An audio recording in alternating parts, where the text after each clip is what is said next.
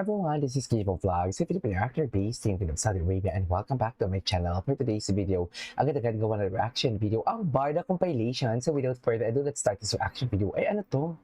What is the one thing that makes you genuinely happy? Happiness with chocolates. Hoy! Ay. Best time for happiness. Okay. Ay, dito naghaharutan sila, oh. What is maharot? Para sa akin ay a choice. Love is a choice. Life is choice. Unconditional. Ay, taray. Life is unconditional. Talaga ba, Kinahawan David? ako ng slide. Oo, may mga activities. De, pero ang saya.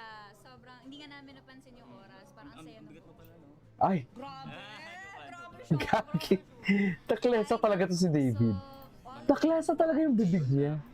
Fast Talk with Boy Abunda, Mondays to Fridays, 4:45 p.m. Ay, May pressure ba na knowing na it was a hit noong 90s, di ba? okay. Pinalabas itong Maging Sino Ka Man. And of course, i-revive ito ng GMA ngayon.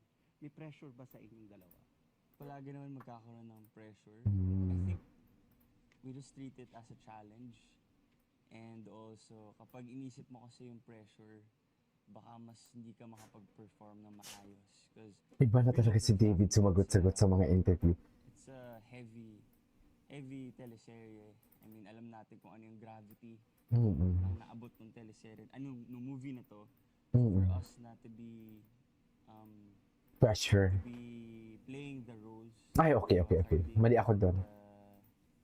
Monique and Dino, syempre, big shoes to fill. But Oo. kami, ginagawa lang namin yung best namin.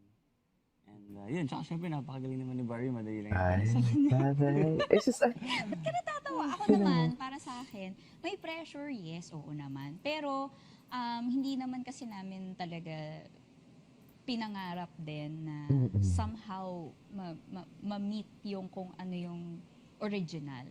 I think yung pressure is coming from, ito yung first lead namin as Barda kasi. Ito yung Okay. first show namin na kami yung lead. So, syempre yung pressure na pinagkatiwalaan kami ng GMA with this project and it's a remake pa. So, alam mo yun doon nanggagaling yung pressure. Pero, mas nananaig para sa akin yung excitement kasi nga, ibang Barbie and David talaga yung makikita nila. iba ang Barbie and David. Kasi Actually, iba akala talaga ng mga sila. tao kapag ka-gera, parang talagang puro kaguluhan, puro bombahan, ganyan. Pero dito, sa Pulang Araw, mas hihimayin natin ang bawat pangyayari.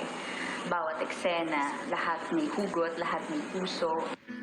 Feeling ko yun din naman yung nire-represent namin dalawa ni David dito sa show na siya yung sa Japan, ako yung sa Pilipinas. Paano namin siya, paano namin magagamit yun para mas mapatibay yung friendship at yung relationship na mabubuo namin. Yung friendship ng apat. Sa ilang eksena, sato at halos walang imik ang pagganap ni David. Ay. Pero tila nagsusumigaw ang kanyang expression. True. Bagay na pinuri Yan ng ang sinasabi fans. ko. Walang dialogue pero din. Di ba? Nakakataba ng puso dahil Walang dialogue pero I think din finally, talaga. bagay yung fruits of my labor ay nakikita na rin ng mga ibang tao with this teleserye. What I really learned was the technicalities of, like how I can deliver the emotions that I'm feeling. So, ay nakakatuwa and parang mas napupursige ako. Mas motivate ako to, work on my craft pa. Ay, hello.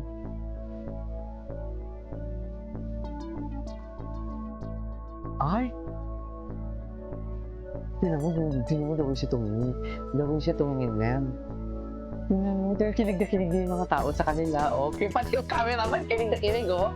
Pati ang cameraman, kinig na kinig sa kanila, oh. Diba? Kinig na kinig sila. So, namin kasi talaga, genuine talaga sila. Genuine talaga kung kinikilig din tayo. Ay! Kung kinikilig tayo, kinikilig din ang mga nasa paligid. Hanggang saan umabot yung away? Ala, Gisela, hindi ka talaga marunong magsinungaling, Barbie. Once and for all, para lang din aware ang lahat at alam yung totoong nangyari. Ano ang totoong Sa akin nangyari? na dapat manggaling. nagkakasikalan na. Hindi ko alam kung kanino ko kakampi nung time na yun. Nabalit. Hindi kasi hindi siya lumabas talaga ever. Talagang kami-kami lang yung nakakaalam. Pwede bang pakat na lang yun? Ay. I am David's girlfriend. Hi everyone! I'm Barbie Forteza. Okay. What I like most about David is that kung ano man yung achievements na nakukuha niya or kung nasa man siya ngayon, hindi niya pinapaabot sa ulo niya. So, si David pa rin yung same David na nakatrabaho ko sa Heartful Cafe, sa Mano po. Okay. He's been receiving praises and a lot of attention right now. Pero he stays grounded. Totoo siyang tao, totoo siyang kausap. Masaya siyang kausap at masaya siyang katrabaho.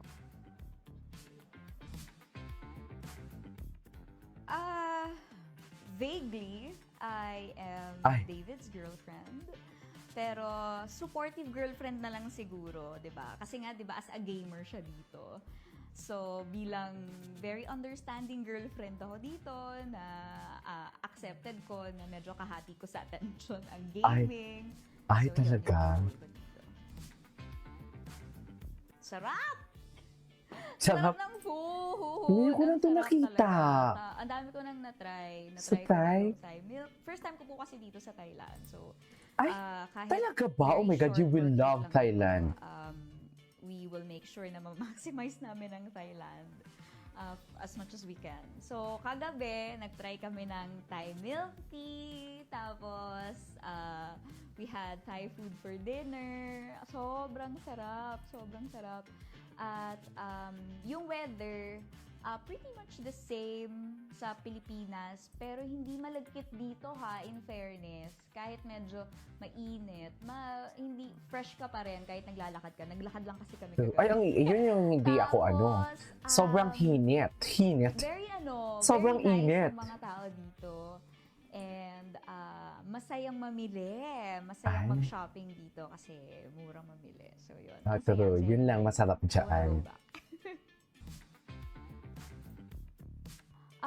What I like most about Buzz app is its convenience. Talaga.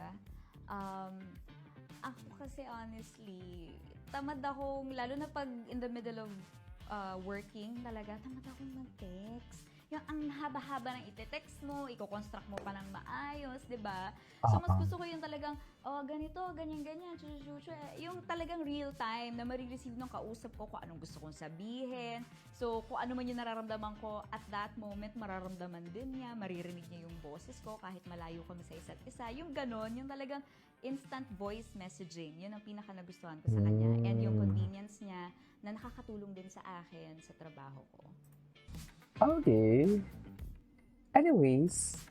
Last niyang Cebu for ang Kapuso Mall Show was for Maria Clara at Ibarra. Hindi po ako Ito yung nakasama interview nung time sila. na yun.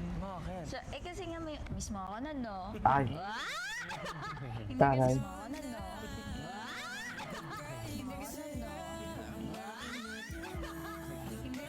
Naglalayag muli ang bata. Anyways, so that's our for today's video. This is Kiko Vlogs and see you in my next vlog. Bye.